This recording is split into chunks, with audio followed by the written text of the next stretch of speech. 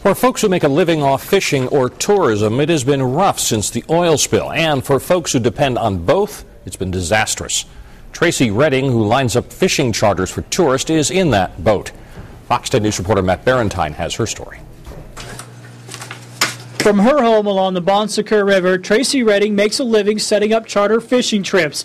But since last year's oil spill, there's been no living to be made. By the end of May, my phone stopped completely. Any and all business that we had on the books was gone. Our fishing season was closed, most of it.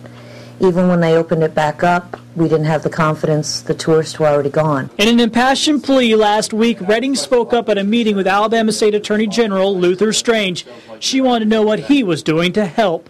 How do I know that Luther Strange, the Attorney General of this state, is out there putting Feinberg's feet to the fire, to making sure we get paid? Strange told Redding he was making oil spill claims his top priority.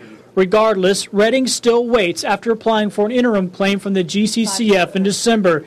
She points out that out of more than 10,000 interim claims in Alabama, only 406 have been paid.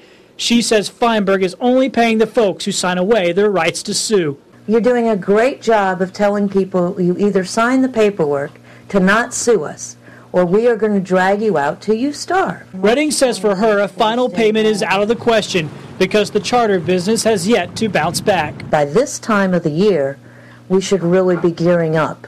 Our phone should be really starting again. We should be able to be piecemealing trips together.